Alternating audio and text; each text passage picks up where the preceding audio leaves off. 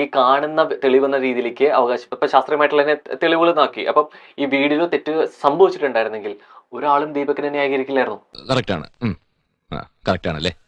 ദീപക്കിനെ ആളുകൾ ന്യായീകരിക്കുന്നത് മരണം കൊണ്ടല്ല, ദീപക്കിൽ വന്നിരുന്ന തെറ്റുകൾ സംഭവിച്ചിട്ടില്ല എന്നുകൊണ്ട്. അപ്പൊ കൊടുത്തിരിക്കുന്ന തെളിവിലെ പല വീഡിയോകളും ബസ്സിൽ നമ്മൾ പുറത്തു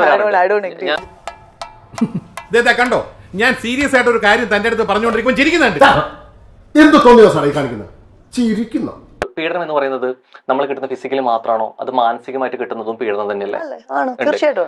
ഒടുവിൽ കുറ്റസമ്മതം നടത്തി അല്ലേ?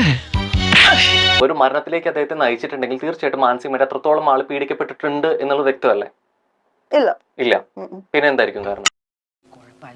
അല്ല, ശരിയാണ് ശരിയാണ് സാർ, അദ്ദേഹത്തിന് അത് നിഷേധിക്കാനാവില്ല. അതല്ല, നാട്ടുകാർക്ക് ഇയാളെ കുറിച്ച് അറിയില്ല, ഒരു ഇൻട്രോവേർട്ട് ആണ്, ഇയാളെ കുറിച്ച് കൃത്യമായി പറയാൻ ആർക്കും ഇല്ല. പക്ഷെ അയാളൊരു ഒതുങ്ങിയ മനുഷ്യനാന്ന് പറഞ്ഞു. ഒതുങ്ങിയ എത്രയോ മനുഷ്യന്മാരെ പീഡിപ്പിച്ചിട്ടുണ്ട് ആൾക്കാരെ. അപകടം പറ്റിയെടുക്കുമ്പോഴല്ല ചെറ്റവർത്താനം പറയല്, മനസ്സിലായോ?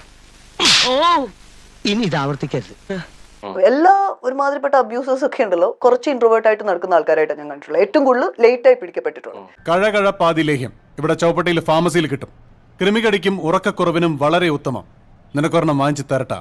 ഇങ്ങനെയുള്ള ആൾക്കാര് ബാഗ് എടുക്കുന്നത് തന്നെ വെറുതെയാണ്. ആ ബാഗ് എടുത്ത് പിടിക്കുക എന്ന് പറയുന്നത് തന്നെ അവരുടെ കൈയുടെ നീം പൊങ്ങിയിരിക്കാൻ വേണ്ടിയിട്ടാണ്. മിന്നണ സാരി എടുത്തോണ്ട് മൂക്ക് കണ്ണാടി വെച്ച് ചന്തി കുലുക്കി നടന്നോണ്ടൊന്നും അന്തസ് കിട്ടില്ലടി. ആ ഗുണം ജനിക്കുമ്പോഴേ കിട്ടണം. പരിചയപ്പെടുന്നു, ഹലോ ഹായ് പറയുന്നു, പോകുന്നു. എനിക്ക് അതിനപ്പത്തേക്ക് ശ്രീലക്ഷ്മി അറിയില്ല. ശ്രീലക്ഷ്മിയുടെ എല്ലാ റൈറ്റിംഗും എനിക്ക് ഇഷ്ടമാണോ എന്ന് ചോദിച്ചു കഴിഞ്ഞാൽ ചിലപ്പോൾ ആ ഭാഷ ഞാൻ ഉപയോഗിക്കില്ലായിരിക്കും.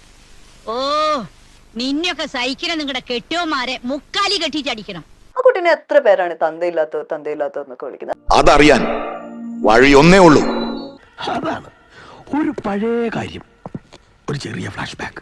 എൻ്റെ ഫാദർ കുറെ ഇങ്ങനെ വൾണറബിൾ ആയിട്ടുള്ള പെൺപിള്ളേരെ കണ്ടുപിടിക്കുകയും അവരെ പോയി വീട്ടിൽ പോയി ഇങ്ങനെ ഫേക്ക് ആയിട്ട് പേരുകളൊക്കെ പറഞ്ഞ് കല്യാണം കഴിക്കുകയും അങ്ങനെയൊക്കെ ചെയ്ത ഒരാളാണ്. അത് അങ്ങനെ ഒരു മാരേജിലുണ്ടായ ഒരാളാണ് ഞാൻ. ഇപ്പൊ എങ്ങനെ ഇരിക്കണം? നിന്നെ കണ്ടപ്പോഴേ എനിക്ക് തോന്നി നേരെ ചുവയുള്ള തന്തയ്ക്കും തള്ളയ്ക്കും ജനിച്ചല്ലെന്ന്.